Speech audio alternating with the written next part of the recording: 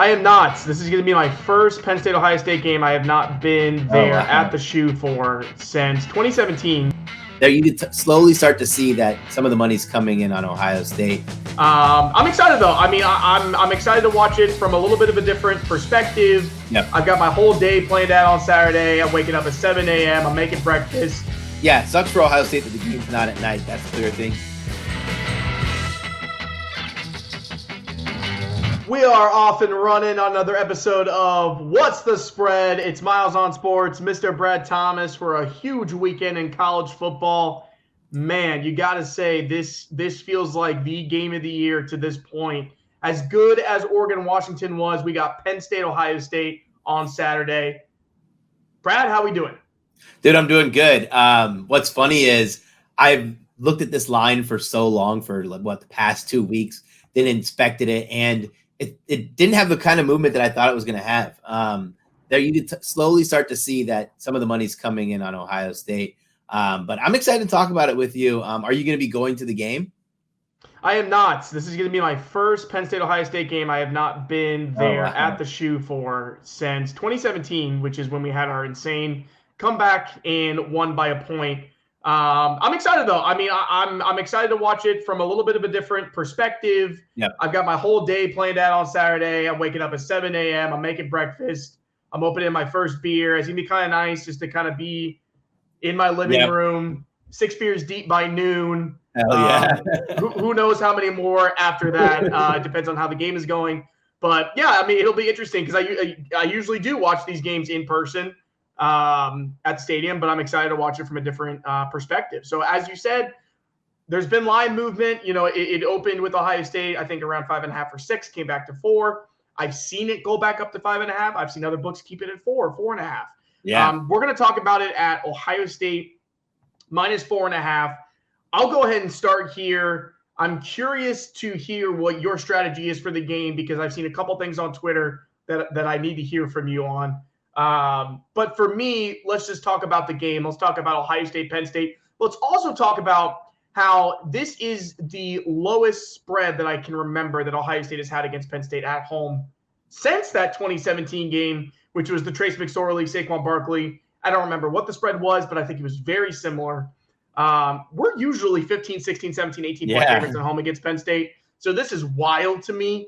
But I really do think it's going to be that kind of game. You know, all the talk that I've been hearing this week is, number one, I haven't seen anybody pick Ohio State to win this game. Number two, all I've heard is the way that Penn State's defense is going to shut us down, the way that Penn State defense has us figured out. And they do have a really stout and good defense. But I'm not looking at that side of the ball because Penn State's defense has always given us trouble. It's no different than any other year that I've seen Penn State up in the James Franklin era. I know they're going to give us trouble on that side of the ball. How is this a surprise to anybody? For Ohio State, it's going to come down to defense. It's going to come down to the Ohio State defense. And typically it does, but especially in the last 2 seasons. And the Ohio State defense has been very good at keeping explosive plays off the football field. And if you look at the numbers, Penn State does not have an explosive offense. They don't get plays of 12 yards on the ground, plays of 16 yards through the air. That's not how they operate. They want to nickel and dime you down the football field, and that might be a really good strategy for them coming into this game. And it might win them this game. But for me, if they're not making those explosive plays and the Ohio State defense is keeping them, just like they did against Notre Dame, by the way. That's how Ohio State won that game against Notre Dame, is that they limited the explosive plays.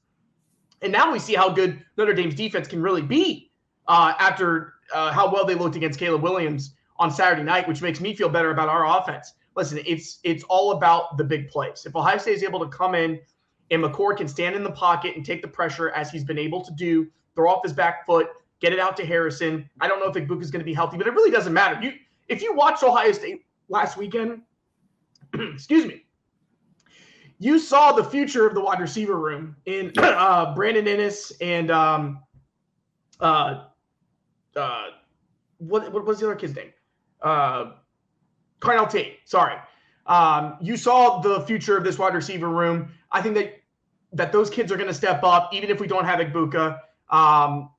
Having that said, you know that I'm betting Ohio State because I'm betting Ohio State one way or the other. Yeah. But if I had my smart money here, I'm taking Penn State plus 4.5 with the points because I think it's going to be a very defensive football game, and I think it's going to come down to the last play. I come back to that 2017 game where Ohio State had a 3-score comeback. They win the game by a point.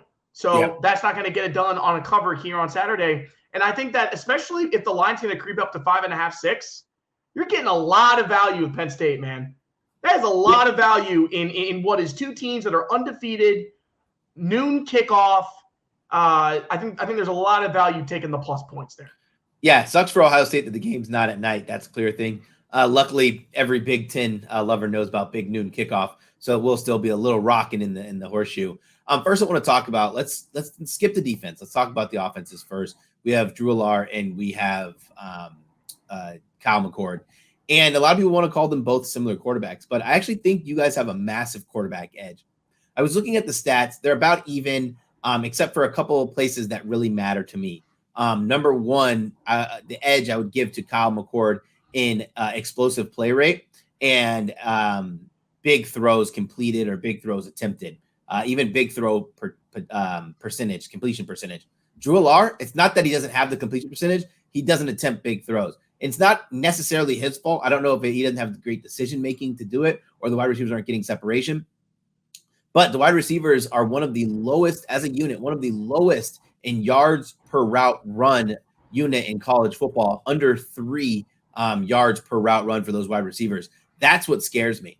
It's not the defenses don't scare me for a Penn State, being a Penn State backer. We know both are really talented. Penn State having probably the best secondary in the country. Ohio State having a great defensive line that should be able to get pressure on Allar. It's if Penn State gets down 7 or 10 points, how do they expect their offense to come back late in the game with the lack of explosive plays? Another thing that I really have to hang my hat on, or Ohio State has to hang their hat on, is Kyle McCord's victory at Notre Dame. The comeback, the facing of adversity. Drew Allar hasn't had to face any adversity. It's kind of, James Franklin made the remark where the way that the Big Ten is kind of going now in scheduling is it's more important to be undefeated than test yourself early.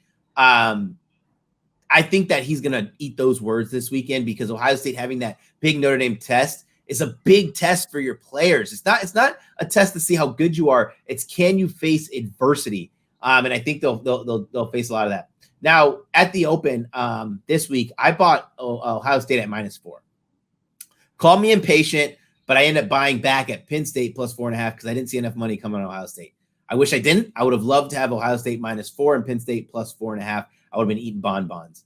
I think that this is a 4-point game, 4 or 5 point game, either direction.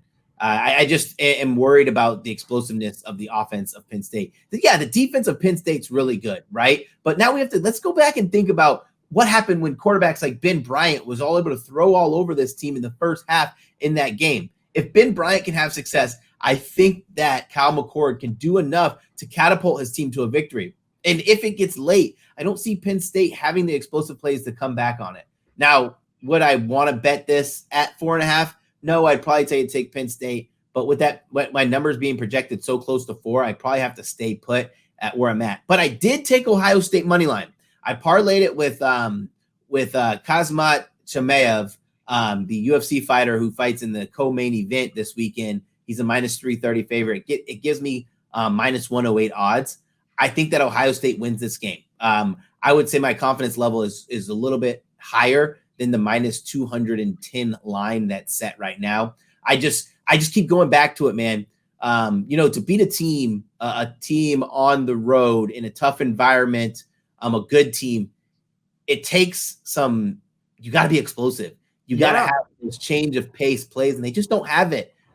So unless Ohio State kicks himself in the foot, there was a lot of turnover-worthy balls from Kyle McCord against Purdue that he didn't get caught. I think 3 to be exact. He didn't get turned over. So if he can just take care of the ball, I think Ohio State wins this game. And then they might cover. But personally, I'm going to be off of it.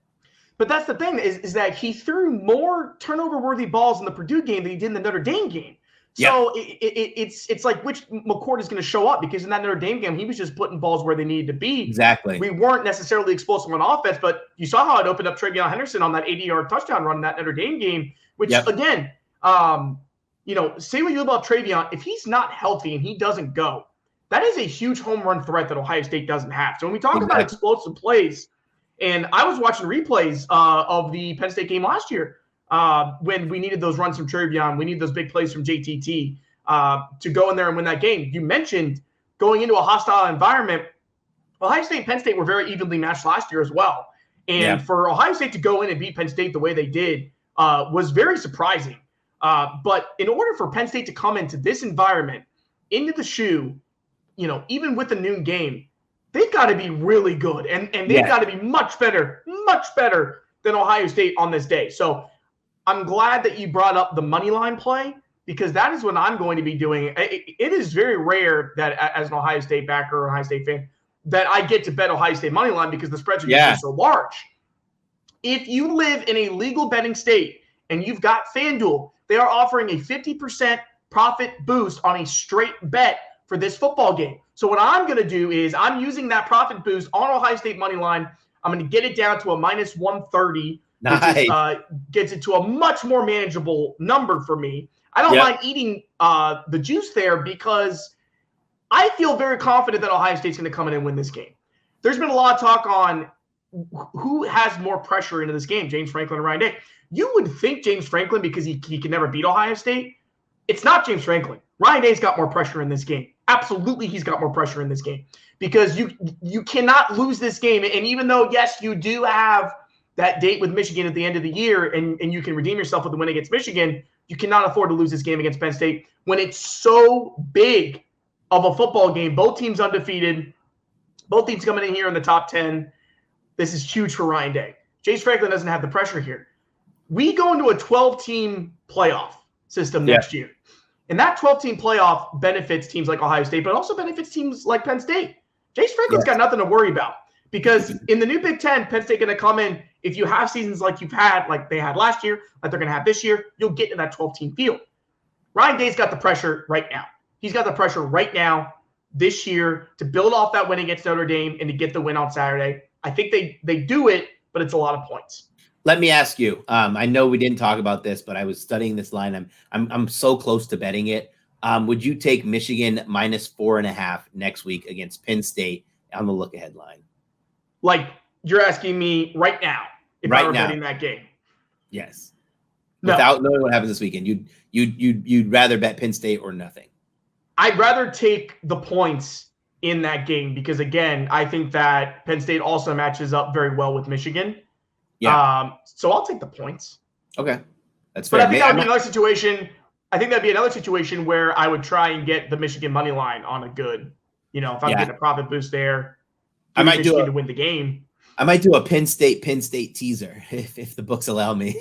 Tease both of these games up with Penn State. I've never tried to do that, right? I mean, and I think it's a good bet because again, I think all three of these teams, Penn State, Ohio State, Michigan, I think they all match up very well together. And I think that, and we've seen in the past, there's been some blowouts in some of these matchups, whether it be Ohio State, Michigan, or Penn State, Michigan. Michigan's been blowing out people. I don't think that's the case this year. I don't think that I've been hearing that Michigan's the most complete team. Whatever it may be, I haven't seen them play in a big game. So I think that these three teams match up very, very well. I think they're all very physical. I think they're physical up front. They all have really good front sevens. I think they're all really good in the secondary. I think they've all got really good defensive coaches. I think they match up really well. So this is like that year. You guys have it now in the Big Ten with Ohio State, Michigan, and Penn State, and this is like that year when it was Auburn, Alabama, and LSU, and they were all really good, top 5. You guys are having it this year. It's pretty cool to watch it from an outsider's perspective. Yeah, so I think we're going to see a really good game on Saturday. I'm really excited about it. Usually we expect to go in there and blow out Penn State. I mean, again, especially when we're at home, right? We're usually 3-score favorites. Last year I was really nervous about the game, and I had reason to be. I actually rewatched that game, and we ended up winning by 20, but hell, that was a close game for a very long time until we pulled away at the end. But yeah, I mean, I think both defenses are going to play very well. I think you're going to see a very similar game that you saw in the Ohio State Notre Dame game. I think it's going to be very physical. I think every single inch is going to be earned. And I'll be curious to see who comes out with the explosive plays. As you said, Penn State doesn't do it. So I'll be curious to see if they can generate any of that against an Ohio State defense that's been very good. We'll see how well Marvin Harrison and McCord plays, but we'll also have to see who's healthy. But if you watch the Purdue game, you see we have running backs that are ready to step up, but we've been known to struggle in the run game in these big games. What a matchup. All right. Enough of that. Let's go ahead and get into some quick hits, Brad. Let's go ahead and get into another game that I'm very excited about. Hopefully after an Ohio State win, watching the Tennessee-Alabama game. It is the third Saturday in October. I was at this game last year in Knoxville. It's hard to believe that it's been a year, but we are back in Tuscaloosa. Bama minus 8.5. What are your thoughts on this game? What are the keys to the game here? Bama wins this game by 10 plus. This has been the Alabama circle game since the offseason last year. And it was an Alabama team that played that game very well. They had over 140 penalty yards, something like 14 penalties or something in that game, which is very well the difference of winning and losing. Me as a fan, I was like, can you guys stop having pass interference? Can you guys stop falling, getting offsides? Can you guys stop holding? It was painful to watch. This is not a good Tennessee team. They're good at running the ball, but Joe Milton is a major disappointment for me as someone who backed him to win the Heisman at the beginning of the season. Not great location on his passes. They're not, and it's not necessarily his fault. They don't have the receiver core, but you could say the same to Alabama. Like Alabama is finding guys like Niblack who comes in and is making big catches. Isaiah Bond using his speed, making Burton look like the 5-star that he is. A lot of that has to do with having a quarterback who's getting there. It's funny. Parker from BetUS pulled up these stats, and I thought they were pretty funny when I was watching their show. Jalen Milroe is about, these are ratings out of 100, is about a 89% passer behind the line of scrimmage. About 5 yards past the line of scrimmage is about a ranked like 79. From 5 to 15, about a 50 or a 60 out of 100. And then from 20 on, 98 out of 100 ranking. It is crazy to see how well he's doing passing the ball deep. I think they'll take their shots. This is going to be absolutely insane. I'm going to be having my popcorn ready. I'm going to be betting on Alabama minus 10 on the alt line. I don't think that if Alabama wins this game and they cover the spread, it's not going to be one. I mean, I'm going to take Alabama 14, on the line, minus 14. If they win this game, they're going to cover big, like 14 plus. So I'd rather get like the plus 380 than them think they're going to win by 10. That's not happening. I'm not really high on Tennessee. Wide receivers are pretty average, below average. Hyatt's gone. They're running the ball pretty well, but Alabama's defense is top 10 unit in the country. I like Bama here too, Brad. I mean, Tennessee is not a good football team. This is not the Tennessee of last year. Milton, you mentioned, dude had 100 yards passing last week. Yeah, they can't figure out their offense. And Bama and in Tuscaloosa, that's not really the week that you're supposed to try and figure out your offense. So do we magically think that Milton's going to come in and throw for 350 yards? Absolutely not. They're going to have to find other ways to win this game. Now, the line, I feel like, is so favorable because of Alabama's narrow 3-point victory against Arkansas last week. Fine. I'll take it because this is a totally different story for Bama this weekend in this rivalry game. After what happened last year, you know that Saban's going to have his boys ready to play this football game, especially the Bama players who were on the field for that game in Knoxville last year. So I think they're going to be playing with a lot of emotion, but I think in a very good way. So I give Bama the advantage here. There's no way that I'm taking Tennessee even at 8.5. I think it's a double-digit win for Bama as well. So I am with you on this one. I got to pick out my cigar tomorrow because I had been smoking cigars 15 straight years after victories and then didn't get to smoke one last season. It's going to feel a lot sweeter for you. And take it from me, I'm still waiting for that Ohio State win over Michigan after we enjoyed so much success. Lost to them 2 years in a row. Even you lose to them once, it changes everything. Yeah, so, I get it. Again, that's why I got a big Bama win this Saturday. All right, let's go ahead and move over into the ACC. We've got Florida State here against Duke. Florida State is sitting as a 15-point favorite. I've seen as much as 16.5. Here's the thing. Why is the line 15, honestly? Because I feel like that all I've been hearing is that Duke is going to be able to keep this game close. But then why is the spread so large? If you would have told me, Miles, guess a spread for this game, which is a game I love to play, before you saw the line, I thought it would have been like FSU minus 10, 10.5. Yeah, I'm like, whoa, they're coming out 7.5. hot. Yeah, I mean, with a 15-point line, but here's the thing. Florida State's been playing really well. Keon Coleman is just unbelievable. It's very difficult for me to say that a receiver is better than Marvin Harrison. I think Marvin Harrison is the best receiver in the country. But Keon Coleman, my man, is playing great. I mean, I knew he was going to be good coming from Michigan State. But this dude is on another level. And Florida State's playing this game at home. It's a night game. I feel like it's their first primetime home night game that they've gotten. It's going to be on ESPN, ABC. I think Florida State rolls in this one. I think that it rolls. I think Florida State has proven every bit that they're a playoff contender. Take away the Boston College game. That was their one game on the road. No. I think that they are rolling now at this point. They believe in themselves. They know that they're a playoff team. Jordan Travis is playing well. Keon Coleman is unstoppable. The defense looks good. Not to say that Duke isn't a good team, but they're in over their heads on this one. I got FSU covering. Yeah, so I've seen on Twitter people talk about how Duke is a top 5 defensive team. Blah, blah, blah. Look at the teams they've played. I don't think they've played anybody good. I had them as like a top 15 defensive ranked unit, but we got Keon Coleman, we got Johnny Wilson, we got Trey Benson, who's even playing really well. I think Florida State wins this by 20 plus. All right, let's go ahead and move over into the Pac-12. We've got, and by the way, hats off to the Pac-12. Washington, Oregon last weekend. It is going to be tough to beat that game for the rest of the year for me. I mean, you know how much I love non-neutral site games. So like games that are played at a stadium are always higher on my list when I look back at the end of the year. It's going to be tough to beat that one. That was just college football magic. Hats off to the Pac-12. The NFL could never have anything like that. Like that Never. Was beautiful. Listen, I love that game so much. I went out. So we went out for that game for whatever games we went out for. I think it was the FSU game, Hunter's birthday. We went out and then we went to the next bar. Everyone's cashing out. And I'm like, no way in hell am I leaving this bar while this game is still going on with 4 minutes left to go. Yeah, it was a can't miss ending. Exactly. It was awesome. So I think we're going to get some more of those and maybe even a rematch with those two teams because I think that those two teams have started to separate themselves in the Pac-12. But we've got Utah and we've got USC this weekend after USC had a rough showing at Notre Dame.